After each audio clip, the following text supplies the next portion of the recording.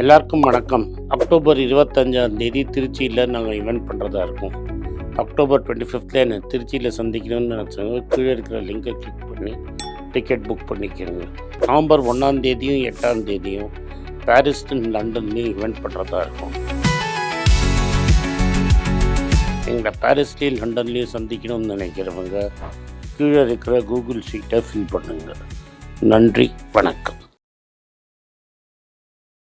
வணக்கம். மீண்டும் மணிப்பேச்சில் உங்களெல்லாம் சந்திப்பதில் எனக்கு மிக்க மகிழ்ச்சி. கோல்டு இன்னைக்கு ஒரு ஹிஸ்டாரிக் லெவலை கிராஸ் பண்ணிடுச்சு. கோல்டு இன்னைக்கு $4000 ஸ்பாட்லேயும் கிராஸ் பண்ணிடுச்சு. ஃபஸ்ட்டு ஃபியூச்சர்ஸில் கிராஸ் பண்ணிட்டு அப்புறம் ஸ்பாட்டில் கிராஸ் பண்ணிட்டு, அதுக்கு முன்னாடி 2 வாட்டி 4000 டச் பண்ணி கீழே இறங்கிட்டு, மேபி இன்றைக்கும் 4000 டச் பண்ணி கீழே இறங்குமா அப்படிங்கிறத பார்ப்போம். ரூபா ரொம்ப வீக்காக இருக்குது. 88.78 இருக்குது. ஆர்பிஐ டாலர் சப்ளை பண்ணிகிட்ருக்காங்க. இந்தியன் ஸ்டாக் மார்க்கெட் திரும்பி இன்னைக்கு கார்த்தால பிரகாசமாக எழுந்து டமால்னு மேலே போட்டு -70 பாயிண்ட்ஸ் வரைக்கும் போச்சு. இப்போ நான் பேசுகிறச்ச +10 இருக்குது. மார்க்கெட் வீக்காக தான் இருக்கும். 25,000 தான் மார்க்கெட் இருக்குது. ஒரு கோடி ரூபா லோனு கொடுத்து 25 லட்ச ரூபா ஐபிஓ பணம் கொடுத்து கூட மார்க்கெட் சஸ்டெயின்டாக ஏறலைங்கிறது பாயிண்ட் டு பி நோட்டட். நாளையிலேருந்து உங்களுக்கு ரிசல்ட்ஸ் வந்துடும். ரிசல்ட்ஸ் ஏதாவது பிக்கப் ஆகிருக்காங்கிறது நம்மளுக்கு தெரியும். ஓவராலாக பார்த்தீங்கன்னா மார்க்கெட் எவ்வளோ மோசமாக இருக்குன்னா, டாடா கேபிட்டலோட ஐபிஓ கூட ஃபுல்லி சப்ஸ்கிரைப் ஆகலை. இன்றைக்கி தான் மூச்சை பிடிச்சி சப்ஸ்கிரைப் பண்ணுவாங்க. நேற்று வரைக்கும் வெறும் 70% தான் சப்ஸ்கிரிப்ஷன். அப்போது பெருசாக லான்ச் ஆகாது. கிரே மார்க்கெட்டில் கொஞ்சம் மேலே இருக்குது. மேலே எழும்பி லிஸ்டிங் அன்றைக்கி அடிப்பாங்க அந்த ஸ்டாக்கு. இதனால் டாடா இன்வெஸ்ட்மெண்ட்டோட ஸ்டாக்கும் கீழே விழுந்திருக்கு. 8% ஸ்டாக் டாடா இன்வெஸ்ட்மெண்ட் முன்னேற்றுக்கு விழுந்திருந்தது. இப்போ இந்த ரேட்டில் டாடா இன்வெஸ்ட்மெண்ட் கன்சிடர் பண்ணாதீங்க. இதுதான் ஃபஸ்ட்டு நியூஸு. கோல்டுக்கு இன்னும் பவர்ஃபுல் ரேலி சான்ஸ் இருக்குது அப்படின்னு சொல்கிறாங்க. நான் சொல்லலை, ஆனால் கோல்ட்மேன் சாக்ஸ் சொல்லுது. அடுத்த ஒரு வருஷத்துக்குள்ள $4,900 வரைக்கும் கோல்டு போகக்கூடும் அப்படிங்கிறாங்க. என்னோட கருத்து என்னென்னா, ட்ரம்ப் பகவதரை பாருங்கள். ட்ரம்ப் பகவதர் ஜூனில் குஸ்தி போட்டார்னா அதுக்கு முன்னாடியே 4,900 வரும். யாரோட குஸ்தி? ஃபெட்ரல் ரிசர்வோட குஸ்தி போட்டார்னா ஒரு எஸ்மேன் அப்பாயிண்ட் பண்ணி ரேட்டை பயங்கரமாக ஃபாஸ்ட்டாக கட் பண்ணாலும் கோல்டு ரேட்டு ஏறும். கோல்டு இறங்குமா அப்படிங்கிற கேள்வி உங்களுக்குள்ள நிறைய பேர்கிட்ட இருக்குது.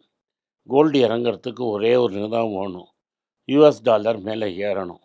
அதுக்கு யூஎஸ் இன்ஃப்ளேஷன் குறையணும். யூஎஸ் இன்ட்ரெஸ்ட் ரேட்ஸ் ஏறணும். நீங்கள் 50% ட்ராப் பண்ணா யூஎஸ் இன்ட்ரெஸ்ட் ரேட்ஸ் 9-10 போகணும். இப்போதைக்கு அது 9-10 போகிற மாதிரி எனக்கு தெரியல. ரெண்டாவது, ஜியோ பொலிட்டிக்கல் டென்ஷன்லாம் முடிஞ்சு சைனாவும் அமெரிக்காவும் கட்டி பிடிச்சி திரும்பி நாங்கள் டாலரை ஏற்றுக்கிறோம், எங்களுக்கு இனிமேல் கோல்டு வேண்டான்னு சைனா சொல்லணும். அதுவும் சொல்ல மாட்டாங்க. ஏன்னா ரஷ்யாவோட ரிசர்வ்ஸை இவங்க இன்னும் ரிலீஸ் பண்ணலை. போர் இன்னும் ஸ்ட்ராங் ஆகிட்டே இருக்குது. யுக்ரைனுக்கு டாமஹாக் மிசைல்ஸ் கொடுக்கலாமா அப்படின்னு வேறு அமெரிக்கா பேசிகிட்ருக்கு. அப்போ ஒரு சைடில் இந்த ப்ராப்ளம் சால்வ் ஆகலை. எந்த ப்ராப்ளமு? Jio political problem. இன்னொரு சைடில் இன்ஃப்ளேஷன் ஜோன்னு ஓடின்னு இருக்கும்போது அமெரிக்கா ரேட் கட் பண்ணுது. ஒரு ஃபிஸ்கல் எக்ஸ்பேன்ஷன் அப்படின்னா நோட் அடித்து செலவு பண்ணுறதுங்கிறது ஒரு எக்கானமி ரிசெஷனில் இருக்கிறச்ச பண்ணணும். 4 வருஷமாக அமெரிக்காவோட எக்கானமி கோவிட்லேருந்து ரிக்கவர் ஆகி ஜெகஜோதியாக ஓடிட்டுருக்கு. அந்த சமயத்தில் ஃபிஸ்கல் டெபிசிட்டை 6% ஏற்றுறதுங்கிறது ரொம்ப மோசமான கண்டிஷனு. இந்த ரேட்டில் போச்சுன்னா ஃபிஸ்கல் டெபிசிட் கண்ட்ரோலில் வராது. இதெல்லாம் தெரிஞ்சு தான் கோல்டு கில்லி மாதிரி ஏறி இருக்குது. அதே சமயத்தில் டாலரும் வீக்கன் ஆகிருக்கு. என்ன சார் டாலர் வீக் ஆகிருக்குங்கிறீங்க?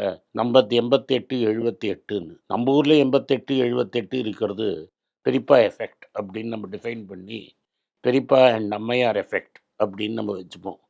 ஏன்னா பவுண்டு, ஸ்விஸ் ஃப்ராங்கு, யூரோ அதெல்லாம் பயங்கரமாக ஏறி இருக்குது. நம்மளோட கரன்சி தான் ஏறலை. ஜப்பானும் ஏறி இருந்தது. அப்புறம் இந்த அயர்ன் லேடி வந்தப்புறம் 2 நாளாக கரெக்டாக இருக்குது. ஓவராலாக பார்த்தீங்கன்னா டாலர் வீக்காக இருக்குது. இந்தியாவில் பிரிப்பா எஃபெக்ட் இருந்தது. அதனால் ஓவராலாக இந்தியன் ருப்பி மட்டும் அதிபாதாளத்துக்கு போய் கொண்டு இருக்கிறது. நான் நேற்று ஆம்பூர் வாணியம்பாடியிலேருந்து வந்தவங்களும் திருப்பூர்லேருந்து வந்தவங்களையும் சந்தித்தேன் துபாயில். அமெரிக்காவில் மார்க்கெட்டே இல்லை சார், யூரோப் மார்க்கெட் கூட பங்களாதேஷ் பாகிஸ்தானுக்கு போகிறது சார், எங்கள் எக்ஸ்போர்ட்டெல்லாம் ரொம்ப கட்டமாக இருக்குது சார் அப்படின்னு சொல்கிறாங்க. பட் நம்மளுக்கு A1 to A7 நல்லா இருந்தால் போதுமே அப்படின்னு சில பேர் நினைக்கிறாங்க. இதுதான் இந்த ஜிஎஸ்டி டேரிஃபோட எஃபெக்ட். இப்போது நம்ம மற்ற நியூஸை பார்ப்போம். அஸ்ட்ராசெனேக்கா கேன்சருக்கு ஒரு புது ட்ரக்கை இந்தியாவில் இன்ட்ரடியூஸ் பண்ணுறாங்க. இந்தியன் ட்ரக் அத்தாரிட்டிஸ் அதுக்கு பர்மிஷன் கொடுத்துட்டாங்க. அடுத்த கேள்வி, ஜைடஸ் லைஃப் சயின்சஸ்க்கு பல மருந்தை அமெரிக்காவில் மார்க்கெட் பண்ணுறதுக்கு யூஎஸ்எஃப்டிஏ அப்ரூவல் கொடுத்துருக்குறோம். அடுத்தது நம்ம எல்லி லில்லி அப்படிங்கிற கம்பெனி என்ன பண்ணுறாங்கன்னா மொஞ்சோரோவை இந்தியாவில் லான்ச் பண்ணுறாங்க. அதில் ஓரல் டேப்லெட்டாக லான்ச் பண்ணுறதுக்கும் ரெடி ஆகிட்டாங்க. இதுக்காக இந்தியாவில் $1 பில்லியன் என்கரேஜ் இன்வெஸ்ட் பண்ணுறதா சொல்லியிருக்காங்க.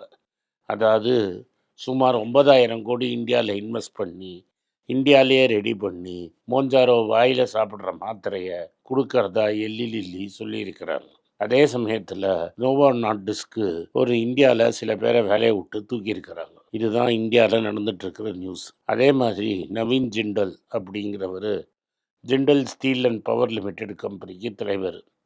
அவர் என்ன சொல்கிறோம், அவரோட கம்பெனி என்ன சொல்கிறது, ஜெர்மனியில் போய் தைசுன் குரூப் அப்படிங்கிற ஓல்டு ஒரு ஸ்டீல் மேக்கிங் பிளான்ட்டை விலைக்கு பேசுகிறாங்க. ஒரு காலத்தில் டாட்டாவோட யூரோப்பியன் பொசிஷனை அந்த கம்பெனியோட மர்ஜ் பண்ணலாமா அப்படின்னு டாட்டா பார்த்தாங்க. அந்த சமயத்தில் டாட்டாஸுக்கு அதுக்கு அப்ரூவல் கிடைக்கல, அதனால் அவங்க பண்ணலை. அந்த கம்பெனியை இவர் வாங்கிறதுக்கு பார்க்குறாரு. நடுவில் கடன் வாங்கி சஜ்ஜன் ஜிண்டல் ஹெல்ப் பண்ணி தான் தப்பிச்சார்.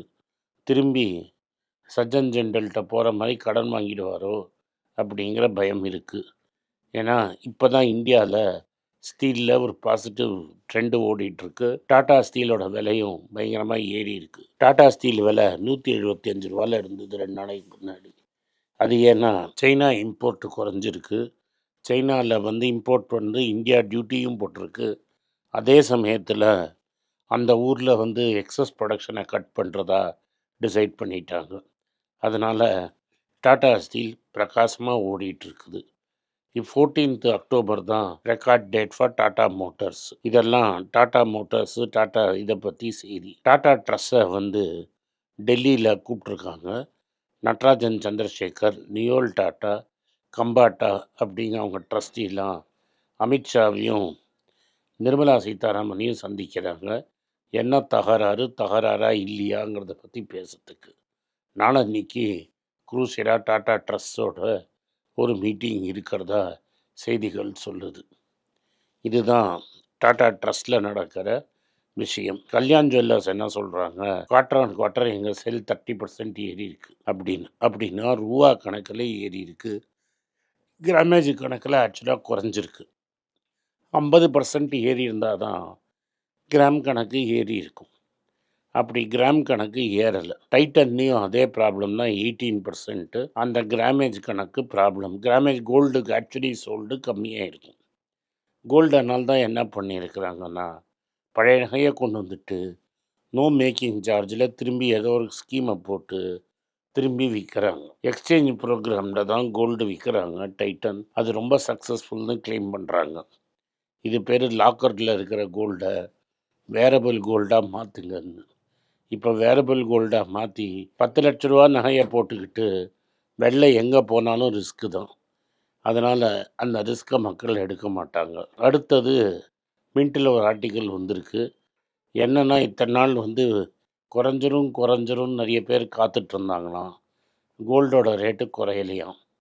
அதனால் எல்லாரும் அப்படியே பாஞ்சு கடைக்கெல்லாம் போகிறாங்கன்னு கேள்வி. நம்ம விஷ்ணுவும் போய் வேளச்சேரியில் ஃபிலிம் எடுத்ததும் அதை தான் சொல்லுது. அதனால் தீபாவளிக்காகவும் வீட்டில் கல்யாணங்கிறதுக்காகவும் மக்கள் பாஞ்சு கோல்டு வாங்குறாங்க. ப்ளூம்பர்கில் ஒரு ஆர்டிக்கல் வந்திருக்கு. அது என்ன சொல்லுதுன்னா, இந்த ஓப்பன் ஏஐயும் என்விடியாவும் அனௌன்ஸ்மெண்ட் பண்ணியே ஸ்டாக் விலையை ஏற்றுறாங்கன்னு. முதல்ல ஆரக்கிளை ஏற்றினாங்க, அடுத்தது இன்டெலை ஏற்றினாங்க, இப்போ ஏஎம்டியை ஏற்றுறாங்க. இது ஒரு பபுள் கிரியேட் ஆகுது அப்படின்னு அந்த ஆர்டிக்கல் சொல்லுது. நான் கம்ப்ளீட்டாக ஒத்துக்கிறேன். இதை ஜெஃப் பீசோஸும் சொல்கிறாரு. ஜெஃப் பீசோஸ் என்ன சொல்கிறாருன்னா, ஏஐ உண்மைதான், ஏஐ டிரான்ஸ்ஃபர்மேஷன் பண்ணும், ஆனால் இந்த அனௌன்ஸ்மெண்ட்டும் ஸ்டாக் ப்ரைஸஸ்லாம் பபுளுங்கிறாரு. இந்த பபுள் என்றைக்கு வெடிக்க போகுதோ, என்றைக்கு ப்ராப்ளம் ஆக போகுதோ. இப்போதைக்கு 25,000 நம்ம மார்க்கெட் தத்தளிச்சிட்ருக்குது. 1.25 வருஷம் ஆயிடுச்சு. நெகட்டிவ் ரிட்டர்ன் தான் மக்களுக்கு. நன்றி, வணக்கம். இந்த வீடியோ உங்களுக்கு பிடிச்சிருந்தா வீடியோவை லைக் பண்ணுங்கள், எங்கள் சேனலை சப்ஸ்கிரைப் பண்ணுங்கள், பெல் நோட்டிஃபிகேஷன் தட்டுங்க. இந்த வீடியோவை முடிஞ்சால் சொந்தக்காரங்களுக்கும் ஃப்ரெண்ட்ஸுக்கும் அனுப்புங்க, அவங்கள பார்க்க சொல்லுங்கள். நன்றி, வணக்கம். எங்களுக்கு 4 சேனல் இருக்குது. ஹிந்தியில் பைசா போல்தா ஹேன்னு ஒரு சேனல் இருக்குது. ஹிந்தி தெரிஞ்சவங்க ஃப்ரெண்ட்ஸை அதை சப்ஸ்கிரைப் பண்ண சொல்லுங்கள். அதே மாதிரி தெலுங்கில் மணி மாத்துலு, கன்னடாவில் மணி மாத்து, அண்ட் மலையாளத்தில் மணி பேச்சு மலையாளம்னு சேனல்ஸ் இருக்குது. அந்தந்த பாஷையில் அவங்கவுங்கள பார்த்து அந்த சேனலை சப்ஸ்கிரைப் பண்ண சொல்லுங்கள்.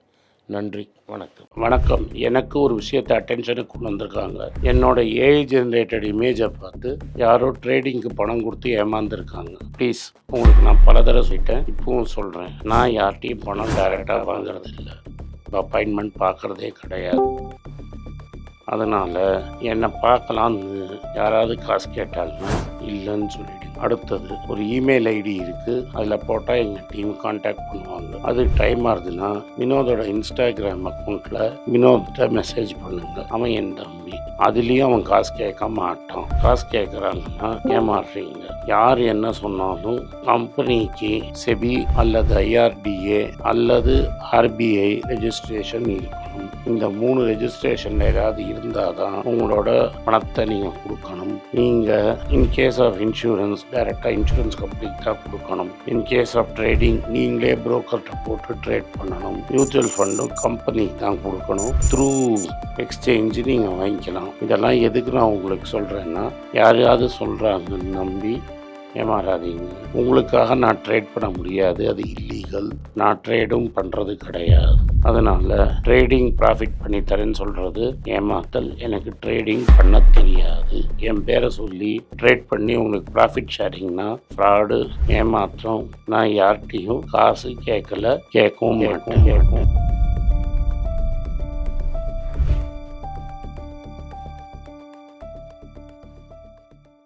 உங்கள் பேராதரவுக்கு மிக்க நன்றி.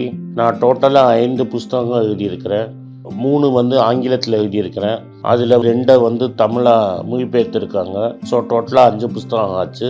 இந்த 5 புஸ்தகத்துக்கு ஹார்ட் காப்பி வேணும்னா நீங்கள் கீழே இருக்கிற வாட்ஸ்அப் நம்பருக்கு மெசேஜ் அனுப்பிச்சிங்கன்னா எங்கள் டீம் உங்களை கான்டாக்ட் பண்ணுவாங்க.